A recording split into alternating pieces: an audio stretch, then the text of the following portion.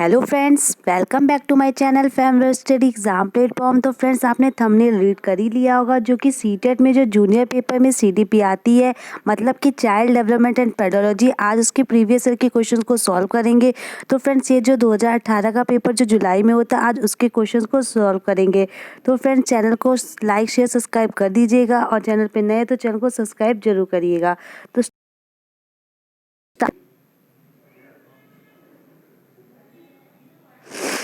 तो पहला क्वेश्चन दे रखा है, शरीर के केंद्रीय भाग से परिधियों या अंगांगों की ओर का विकास दर्शाता है। तो कौन सा विकास है? प्रिंसिपल ऑफ रेडिएटेड डेवलपमेंट मतलब विकिकरणीय विकास, या प्रिंसिपल ऑफ डीरेक्टिवेट होगा मतलब विकेंद्रीकृत विकास के सिद्धांतों को, या प्रिंसिपल ऑफ प्रॉक्सिमेट जो होगा डेवलपमेंट मतलब मध्य विकास को, या प्रिंसिपल ऑफ कैस्केड जो होगा डेवलपमेंट सोपानी विकास के सिद्धांतों को।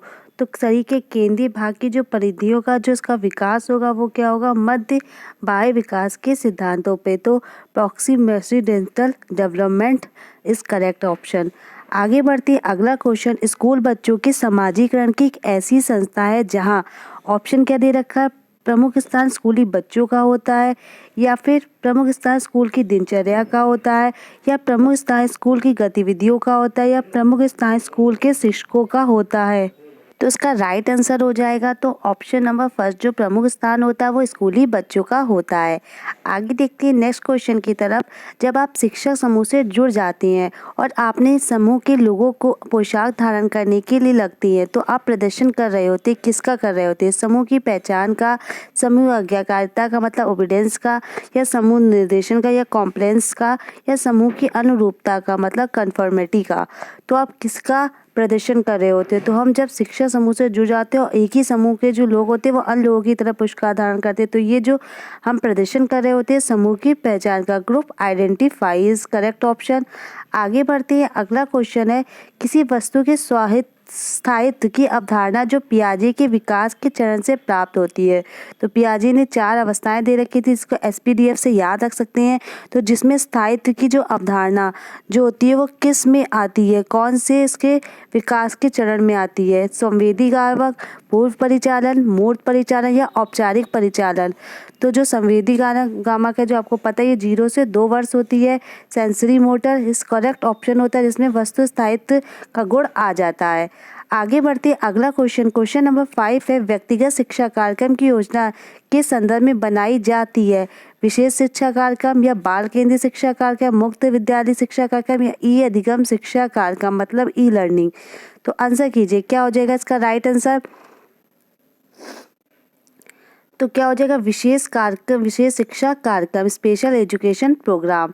आगे बढ़ते हैं, महीनों की आयु के बीच अधिकांश बच्चे शब्दों को मिलाकर छोटे छोटे वाक्यों को बोलना शुरू कर देते हैं। तो ऐसी कौन सी मतलब एज होगी जो उसमें बच्चे होंगे जो छोटे छोटे सेंटेंस बनाना स्टार्ट कर देते हैं? 12 से 18, 18 से 24, 24 से 30, 30 से 36। तो क्या करेक्ट आंसर हो जाएगा? 12 से 18 वर्ष में बच्चे जो होते हैं शब्दों को मिलाकर छोटे छोटे वाक्यों को बोलना शुरू कर देते हैं। आगे लिखा हुआ है, बुद्धि लब्धि या आईक्यू की अवधारणा, द कॉन्सेप्ट ऑफ इंटेलिजेंस का हमें बताना जो आईक्यू डेवलप किया था वो किसने किया था? गैल्टन, बिनेट, स्टर्न या टर्मन। तो आंसर कीजिए। तो जो आईक्यू जो डेवलप किया था वो किसने किया था? स्टर्न ने। अगर इसका फॉर्मूला पूछा जाएगा तो टर्मन के द्वारा किया जाएगा। तो इसका राइट आंसर स्टर्न। अगला क्वेश्चन दे रखा है, सृजनात्मकता की जो अवधारणा से संबंधित है, creativity is thought to be related the concept of द्रव बौद्धिकता, फ्लूइड पेस, रवादार बौद्धिकता, क्रिस्टलाइज्ड अभिसत सोच मतलब कन्वर्जेंट थिंकिंग, या विविध सोच मतलब डाइवर्जेंट थिंकिंग। तो ये तो आप पता ही है, जो सृजनात्मकता वाले होते हैं तो उनकी जो होती है ओपन एंडेड थिंकिंग होती है मतलब विविध डाइवर्जेंट थिंकिंग होती है। आगे बढ़ते हैं, किसी भाषा के स्वीकृत ध्वनि संयोजनों को इसके नियमों के अंतर्गत बताया गया है। ध्वनि संबंधी या फोनोलॉजिकल, व्याकरणिक मतलब ग्रामेटिकल, सिंथेटिक या वाक्यात्मक या विभक्ति विषयक, इन्फ्लेक्शन। तो आंसर कीजिए, क्या हो जाएगा? तो इसका राइट आंसर हो जाएगा ध्वनि संबंधी, फोनोलॉजिकल इज करेक्ट ऑप्शन। आगे बढ़ते हैं, जब सोचने की प्रक्रिया किसी भाषा द्वारा प्रभावित होती है तो ऐसी स्थिति को क्या कहते हैं? संस्कृति प्रभावित मतलब कल्चर टेंडेंसी होगी, या भाषा निर्धारित, या संज्ञात्मक पक्ष, या सामाजिक भाषाई उद्ग। रथ। तो जब सोचने की प्रक्रिया किसी भाषा के द्वारा प्रभावित होगी, अगर भाषा द्वारा प्रभावित होगी तो क्या हो जाएगी, भाषा निर्धारित हो जाएगी। तो सेकंड ऑप्शन करेक्ट हो जाएगा। आगे बढ़ते हैं। अपने अनुभवों और लक्षणों के आधार पर उपकरणों में खराबी के कारण परिकल्पना का परीक्षण कर रवि उपकरणों की मरम्मत करने का उपयोग करता है। तो वह उपयोग करता है अंतर्दृष्टि का, इंसाइट, कलन विधि, एल्गोरिथम्स, मानसिक दृढ़ता या मेंटल सेट या अनुमानी विधि। तो इसका राइट आंसर हो जाएगा जो अपने अनुभवों और लक्षणों के आधार पर वो उपकरणों की खराबी के कारण जो परिकल्पना का जो परीक्षण करता है उपकरणों की, वो कलन विधि कहलाती है, मतलब एल्गोरिथम्स। इस correct option second option is right. आगे बढ़ते हैं। अगला क्वेश्चन दे रखा है, दिव्या अक्सर निर्देशित कार्यों को छोटे छोटे हिस्सों में विभाजित कर आसान बना देती है या उपयोग करती है। कम करने की विधि, द्वितीय विस्तारण विधि का, उपलक्ष्य विश्लेषण विधि का या क्रियात्मक जड़ता नियामक विधि का। तो इसका राइट आंसर हो जाएगा, आंसर कीजिए।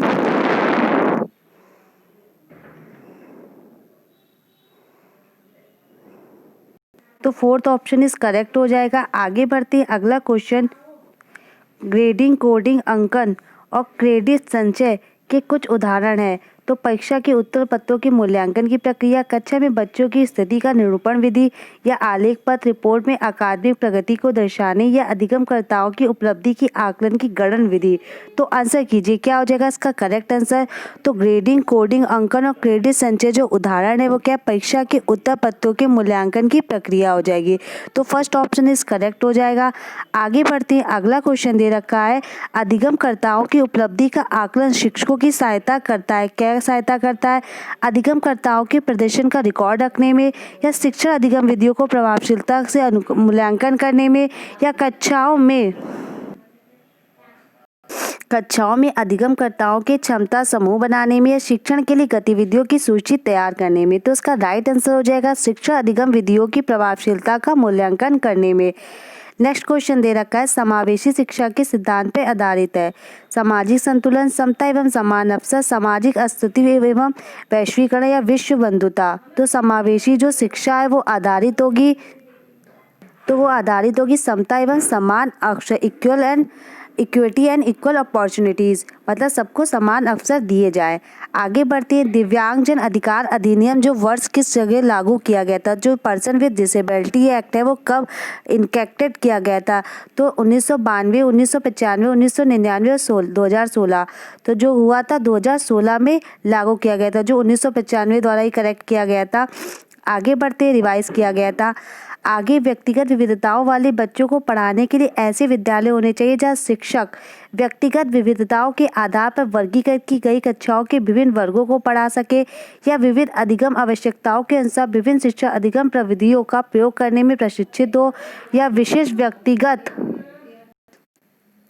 शिक्षण अधिगम प्रविधियों का प्रयोग करने में प्रशिक्षित हो या विशेष व्यक्तिगत विविधताओं वाले बच्चों को पढ़ाने के लिए प्रशिक्षित हो या बच्चों के समरूप अधिगम वार्ता बनाने में प्रशिक्षित हो।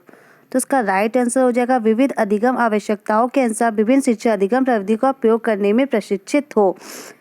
सेकेंड ऑप्शन इज करेक्ट हो जाएगा।